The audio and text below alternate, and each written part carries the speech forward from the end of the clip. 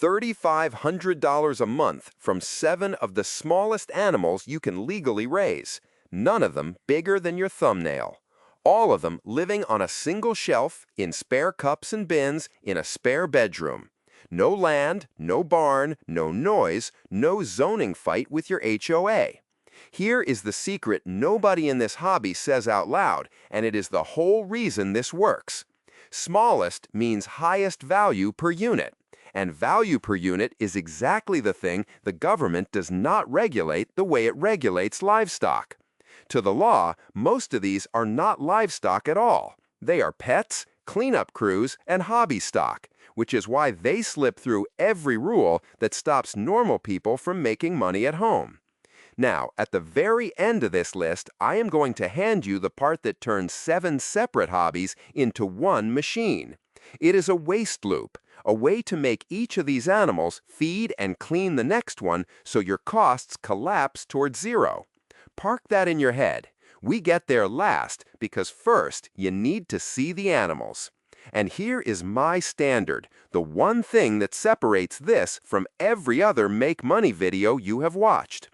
Every single price I say out loud is a real live listing you can open on your phone right now. Not a guess, not a fantasy number, a price a real keeper is charging today. So, let us go straight into number 7 and the tiny white specks that a whole industry quietly pays cash for. Number 7. Springtails. Tiny white, pink, or orange specks that breed into the thousands inside a single cup of charcoal and moss. Here is the proof shot. Picture 3 deli cups on a laundry room shelf, each one crawling with a living cleanup crew, and reptile and dart frog keepers buying them by the culture to eat the mold in their tanks. $9 to $18 a cup on a shelf you already have. Now, you are already telling yourself these are too small and too cheap to matter, that nobody would pay for something you can barely see. Flip that. That exact dismissal is your moat, because almost nobody bothers to breed them, and a beginner literally cannot fail to multiply an animal that dulls itself in a cup. Hard numbers in order. Gross for a solo beginner runs from a few sales up to about $40 a month while you build. Feed cost is almost nothing because they eat mold and a few grains of rice. Startup is the cheapest on the entire list, $30 to $70 total, a $9 to $14 starter culture plus charcoal substrate and a stack of deli cups. Time to your first dollar is fast, weeks, not months, because they multiply on their own. That thin margin per sale is not a weakness. It is your volume base, the layer that funds everything above it. Now, where you actually sell them. Your buyers are dart frog and gecko keepers in 2 channels. Online, Morph Market and Fauna Classifieds, where a culture sells at the floor for about $9, mid around $12 to $14, and premium orange cultures higher.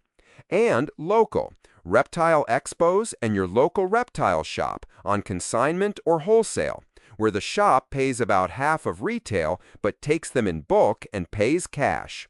The shop is your highest margin channel because one order clears a whole shelf. And when one shop buys all you can make, you find the next because every reptile store in a 100-mile radius needs cleanup crews, and nobody local is supplying them.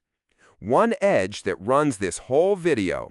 The minute you ship cultures across a state line as a business, you can fall under a federal shipping framework called USDA APHIS PPQ 526, because these are invertebrates living on plant matter, which is exactly why most vendors sell in-state and let that be their protected local market. The rookie move is trying to count and sell individual bugs. Flip it. You sell per culture, per cup, never per bug, and the cup does the multiplying for you. Keep that $9 to $18 in your head because the next animal hatches 50 babies out of a single egg case, and serious collectors pay real money for the rare ones. Number 6. Praying Mantises. You buy or breed an ootheca, a hardened foam egg case, and it hatches around 50 tiny nymphs at once. Here is the proof shot. One egg case the size of a marshmallow, glued to a twig in a cup, and it opens into 50 living mantises. Serious keepers pay real money for the named species, the deadleaf mantis, the orchid mantis, the devil's flower, $15 to $30 a nymph and up.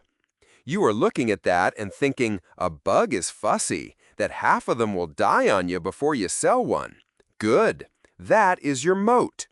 The land animal crowd ignores mantises entirely because a bug needs no barn and no pasture, and the fragility screens out the lazy, which leaves the market to whoever actually learns the molt. Hard numbers, in order. Gross for a beginner in year 1 runs 0 up to about $100 a month as your first batches reach sellable size. Feed cost is a steady supply of live feeders, small but constant.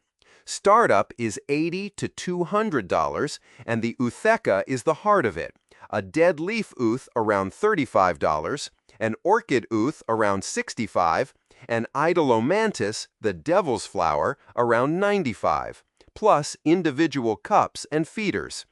Time to first dollar is a couple of months, because one ooth hatches about 50 nymphs, and you raise maybe 15 to 25 to sellable size through cannibalism and molts. Now, where you sell them. Your buyer pool is serious mantis keepers, and there are 2 channels.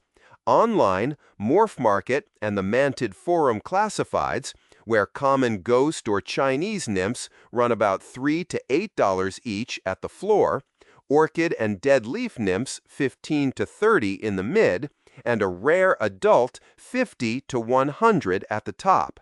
And local, insect and reptile expos for cash. The premium named species nymphs shipped direct are your highest margin channel by a mile, because a rare orchid nymph costs you feeders and a cup and sells for $30. When your buyers are covered, you find the next outlet, because every expo in the region has collectors hunting named species, and there are never enough breeders. One edge to bank.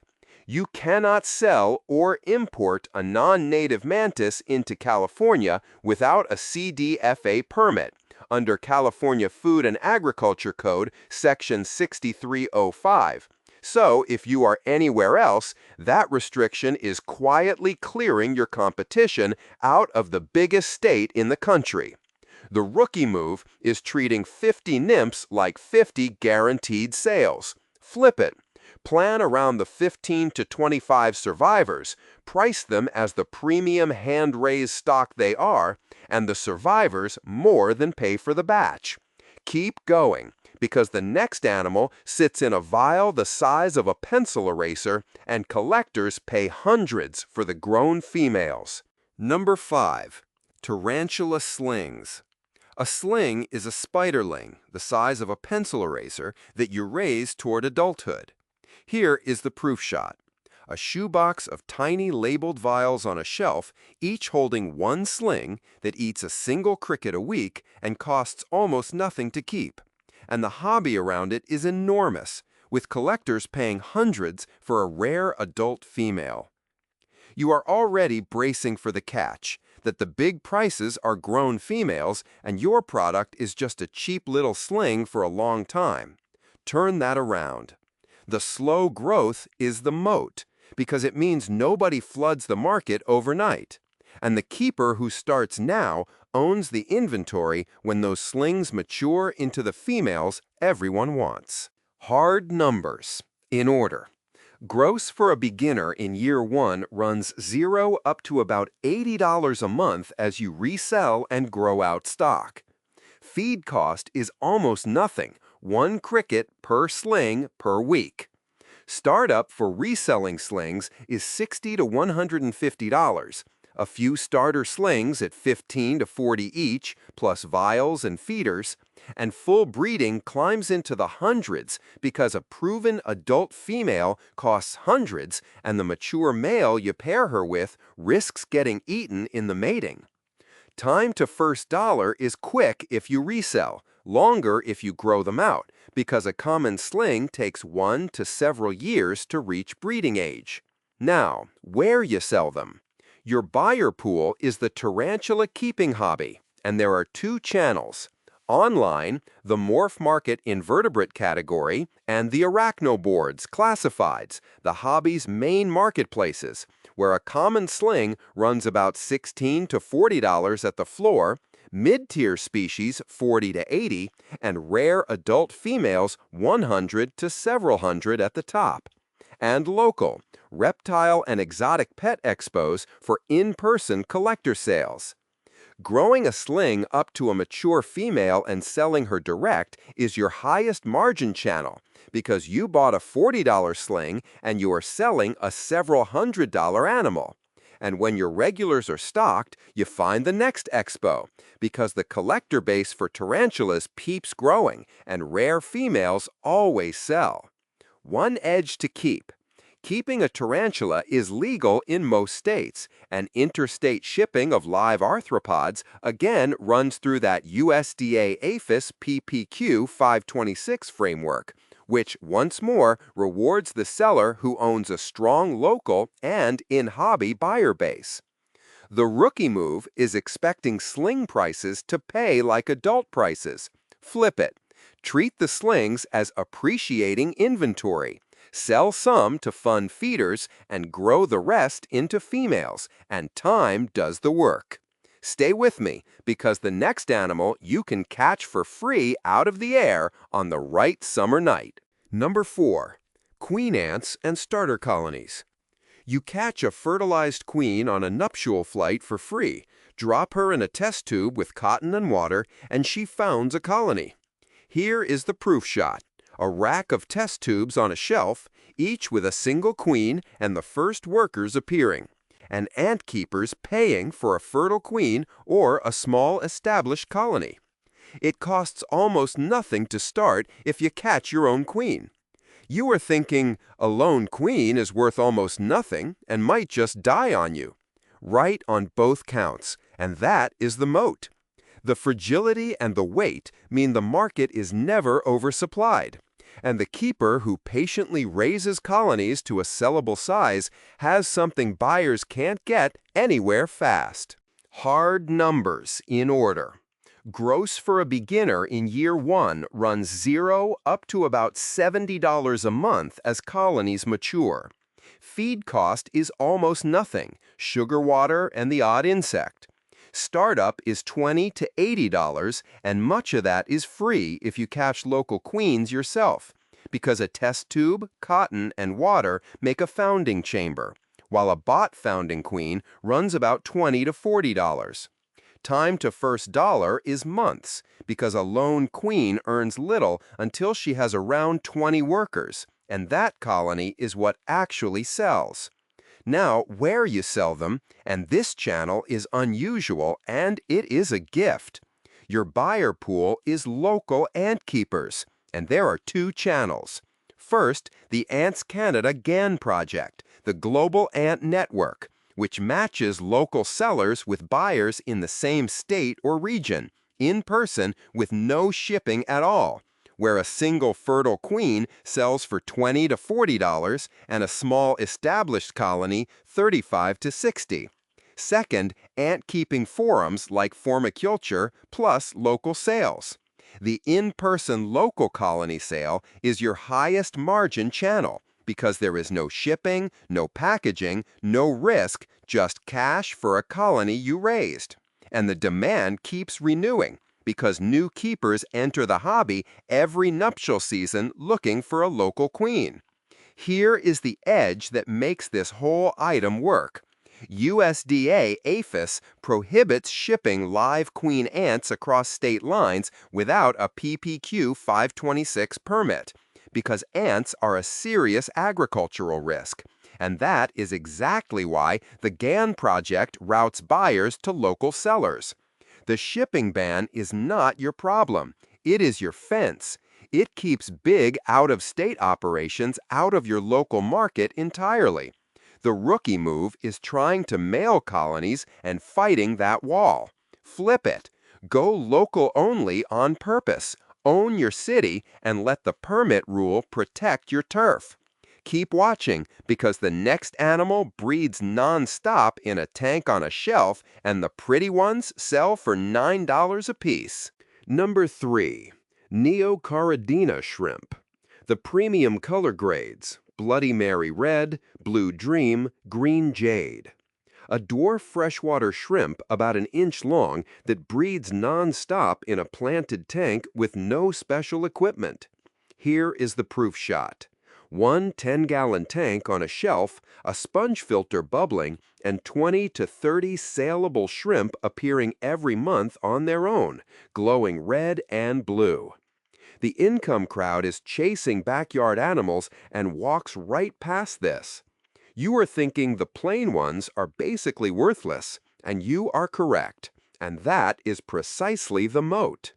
The money lives only in the premium color grades sold direct, which means the casual sellers dumping cheap browns are not your competition at all. Here are the hard numbers, and this is where the dollars start climbing. Gross for a solo beginner in year 1 runs $0 to about $60 a month. Almost nothing months 1 through 4 while the colony builds, then about 20 to 30 saleable shrimp a month, landing most people at 20 to 60 after food and shipping. Feed cost is tiny, a pinch of food and some plants. Startup is $130 to $260 for one dedicated 10-gallon. The tank, sponge filter, air pump, light, plants, and a water test kit. Plus a starter colony of 10 to 15 shrimp, $30 to $50 for standard grade or $40 to $80 for premium. Time to first dollar is that 3 to 4 month ramp, then it flows. Now, where you sell them. Your buyer pool is aquarium hobbyists, and there are 2 channels. Online, Aquabid and the r/Aquaswap forum. Direct to hobbyists, where standard red runs about $1 to $3 a shrimp at the floor, and premium Bloody Mary and Blue Dream run $3 to $9 each, with 10 packs around $37 to $45. And local, fish stores and aquarium society auctions, though the store pays cents each. Selling premium grades direct online is your highest margin channel by far, because the fish store pays cents and a hobbyist pays $9 for the exact same shrimp. When your regular buyers are stocked, you find the next outlet, because aquarium societies and swap forums are everywhere and always want fresh color lines. One edge, and here it is, good news with a catch. No federal permit, and they are legal in nearly all states because they are tropical and cannot establish in cold U.S. waters. The catch is shipping. USPS ships them in water with a winter heat pack under Publication 5.2, but USPS gives no live arrival guarantee, so the seller provides it. And Florida bars stores from buying livestock from unlicensed breeders. The rookie move is breeding plain browns and selling to the fish store for cents. Flip it. Breed one premium color line, sell it direct, and skip the middleman entirely. Keep going, because the next animal is the same shrimp family, but the flawless ones sell for the price of a nice dinner out, and beginners kill whole colonies overnight learning to keep them. Number 2. Caridina Crystal Shrimp. The graded crystal reds and crystal blacks ranked from a humble C grade up to the flawless triple S and the legendary Mosura. Here is the proof shot. One pristine white and red shrimp on a green leaf and a single flawless one selling for the price of a nice dinner out. This is the same dwarf shrimp hobby as number 3, but the high end is a different universe of money. You are hearing that these are the hardest animal on this entire list to keep alive, that beginners routinely lose whole colonies overnight, And you are right. That difficulty is the deepest moat on the list, because every keeper it scares off is a competitor gone, and the ceiling belongs to whoever masters the water. Hard numbers, and this one comes with a warning: worth money. Gross for a beginner is often nothing in year one while you learn, then $0 to about $80 a month once you stop killing them. Feed cost is tiny, but the water is the real cost: RO water and buffering soil. Startup is $180 to $350, higher than the cherry shrimp, because crystals need active buffering soil and an RO water setup on top of the basic tank, filter, light, and plants, plus a starter group of 10 mid-grade shrimp. Time to first dollar is the longest of the shrimp because you spend the first stretch dialing in parameters before a colony holds. Now, where you sell them. Your buyer pool is dedicated shrimp keepers, and there are two channels. Online, Aquabid, where named graded lines sell to serious keepers. Low C and B grades about $5 to $10 each at the floor. Solid S and double S grades $15 to $30 in the mid, and a pristine triple S or Mosora $50 to $150 at the top, the second highest per unit ceiling on this list. And local, specialty shrimp shops and aquarium club auctions.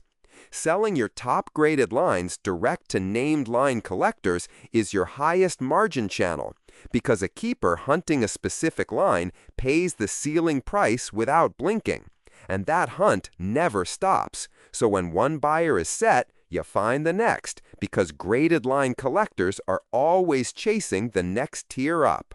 One edge, the same friendly one as the cherry shrimp. No federal permit, legal in nearly all states because they do not establish in cold U.S. waters. The same USPS Publication 520 with winter heat packs and no carrier guarantee, plus Florida's licensed breeder rule for stores. The rookie move is jumping straight to expensive high grades and watching a swing in your water wipe the colony overnight. Flip it. Start with mid-grades, prove your RO water and buffering soil hold steady, and every grade you climb after that is nearly pure margin. Stay with me, because number one has the deepest market and the lowest daily labor of anything on this list, and it is the one animal I would start tomorrow. Number 1. Isopods. The rare color morphs, Magic Potion, Dairy Cow, the Porcelio pattern lines. These are the little roly-polies you flipped over as a kid, except selectively bred into striped, spotted, and neon morphs the reptile and bioactive hobby cannot get enough of. Here is the proof shot. A plastic tub of bark and leaf litter on a shelf, fed with your kitchen scraps, and inside it a Magic Potion morph that sells for $25 to $40 for a count of 10. The market here is the deepest on the entire list, and the daily labor is the lowest. And that combination is exactly why it is number 1 and the one I would start tomorrow. You might think a slow breeding bug takes forever to pay off. It does take patience, and that patience is the moat, because the year it takes to build a rare morph is the same year that keeps the market from ever flooding. Here are the hard numbers, and this is the strongest set on the list. Gross for a beginner in year 1 runs $0 to about $80 a month, almost nothing months 1 through 6 while the colony builds, then a shelf of mixed tubs throwing steady sales, and hundreds a month once you stack many tubs. Feed cost is basically free. They eat your kitchen scraps. Startup is $80 to $250.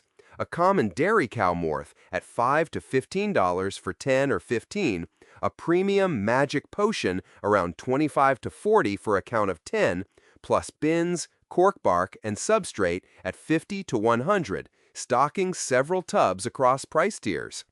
Time to first dollar is a few months for common morphs, a year plus to build a surplus of a rare one. Now, where you sell them. Your buyer pool is the reptile and bioactive hobby, the biggest on this list, and there are two channels.